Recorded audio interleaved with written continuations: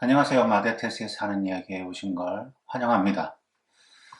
지난번 영상에서 묵상이라는 타이틀을 가지고 조금 나왔습니다.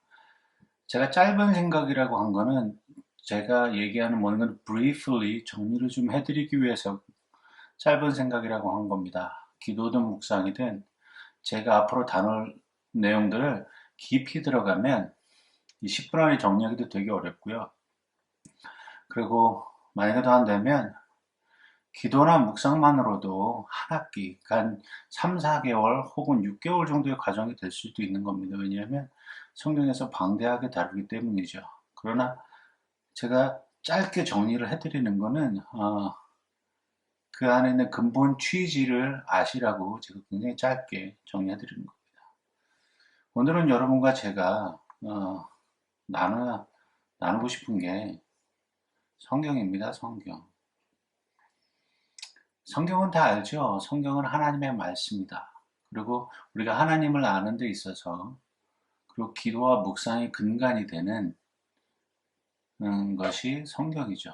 성경은 다 아시다시피 그 당신을 사랑하는 그 하나님을 사랑하고 따르고자 하는 이들에 의해서 성령님의 감동 감화로 인해서 쓰여진 것이 성경입니다. 그리고 현재 우리에게 전해져 내려오는 북이기도 하죠. 이 성경을 통용하지 않고는 하나님을 알 수 있는 방법이 없습니다. 왜냐하면 성경은 하나님이 자신을 우리에게 보여주는 것입니다. 그럼에도 불구하고 우린 그 하나님의 말씀을 통하여 내가 원하는 것을 찾습니다.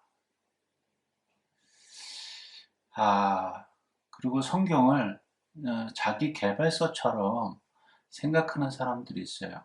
지난번 묵상 영상에서 내게 능력 주시는 자 안에서 내가 모든 것을 할 수 있느니라는 이 구절을 잘못 이해하고 오역하고 있다라고 분명히 제가 말씀을 드렸는데요. 그와 같은 실수를 우리 성경을 아울러서 모든 사람들이, 많은 이들이 하고 있습니다. 때로는 자신의 재물을 취득하기 위해서 성경 구절을 이용하고요. 또 때로는 성경 구절로 다른 사람들 겁박하기 위해서 이용합니다.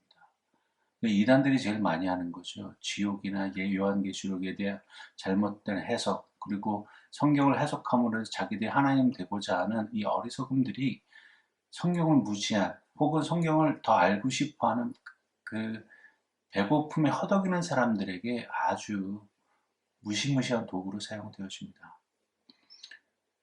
성경을 통해서 우리가 얻어야 될 것은 하나님의 신실하심, 성실하심을 찾아야 됩니다. 끊임없이 사랑하시고 끊임없이 용서하시고 끊임없이 참으시고 끊임없이 베풀어 주시는 그 하나님을 찾아야 됩니다. 우리는 구약만 제안해서 구약만 보면 하나님처럼 무서운 사람이 없습니다. 하나님의 반대하는 자들, 하나님의 백성을 거역하는 자들에게 무시무시한 벌을 내립니다. 그런데 말이에요.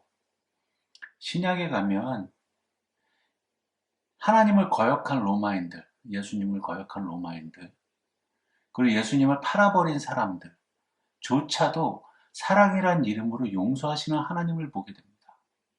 구약과는 전혀 다른 하나님의 모습을 발견하게 되죠. 그렇다고 해서 하나님의 성품이나 성향이 구약과 신약이 다르지 않습니다. 같습니다.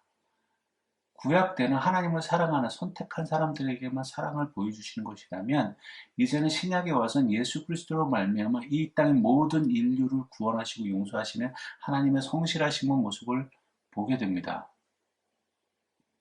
그렇기 때문에 우리가 성경을 통해서 이런 하나님의 모습을 찾아가야 됩니다. 아직도 마음 아프게도 설교를 하는 많은 목사님들이 재단에서 이 성경을 왜곡하는 경우를 종종 봅니다. 우리가 하나님을 알 수 있는 방법은 현재로서는 성경밖에 없습니다. 성경에 나타난 하나님의 성품과 성향, 그리고 그분의 계획, 그분이 하신 말씀들을 조용조용 쫓아가다 보면 우리가 하나님의 뜻과 하나님의 모습을 찾아갈 수 있습니다. 그리고 우리 성경에서 우리에게 많은 것을 요구하지 않습니다. 그냥 말씀대로 살아라. 며칠 전에 신문에 보니까 청년들이 성경대로 살면 성공하기 어렵다라는 기사를 봤습니다. 지금 이거는 믹스가 된 겁니다. 세상이 말하는 성공과 성경에서 말하는 하나님대로의 삶을 믹스해버렸기 때문에 성경대로 살면 성공하기 힘듭니다. 하나님은 성경을 통해서 바라본 하나님의 모습은 우리가 성공하거나 우리가 실패하거나에 하나님은 그닥 관심이 없어 보입니다. 하나님은 우리에게 요구하시는 건 성경을 통한 그분의 말씀을 전달했는가, 그분의 말씀대로 이 땅에서 살았는가, 그 천국을 유업으로 받았는가입니다. 이 땅에 주어진 삶이기 때문에 열심히 살아야 됩니다. 최선을 다해서 법을 어기지 않고 도덕적으로 윤리적으로 문제가 되지 않는다면, 또한 신앙적으로 문제가 되지 않는 범위에서 우린 열심히 살아야 됩니다. 그 열심히 사는 기준이 성경이고 성경을 통해서 보여주시는, 자신을 드러내시는 하나님이여야 되는 것입니다. 여러분들도 성경을 통해서 하나님은 우리에게 어떤 삶을 요구하시는가, 하나님의 뜻을 굉장히 찾아요. 하나님 뜻이 서울대에 있겠습니까? 하나님 뜻이 하버드대에 있겠습니까? 하나님 뜻이 여러분들 백만장자에 되는데 있겠습니까? 하나님 뜻은 여러분들이 그리스도인으로 그 자리에서 그분의 말씀을 전하고 그분의 의를 실천하는 것이 하나님의 뜻입니다. 그래서 우리는 성경을 더 깊이 봐야 됩니다. 오늘도 성경을 통해서 자신을 드러내시는 그 하나님을 꼭 찾으시기 바랍니다. 우리가 너무나 많은 것들을 세상과에서 믹스시켜버렸어요. 믹스시켜버리니까 성경이 doesn't make sense죠. 사실 합당한 게 별로 없습니다. 자세히 들여다보면 요즘 시대하고 너무 맞지 않아요. 옛날 철학자들이 말했던 것들이 요즘 시대하고 컨플릭이 생기죠. 왜냐면 옛날엔 컴퓨터도 없었어요. 일도 없었어요. 옛날에는 그냥 농사 져서 먹고 사는 거 치우쳐서 거기에만 포커스 했기 때문에 많은 정신들이 분산되지 않았다고요. 근데 지금은 사람들이 너무 많이 분산되죠. 가치가 바뀌었습니다.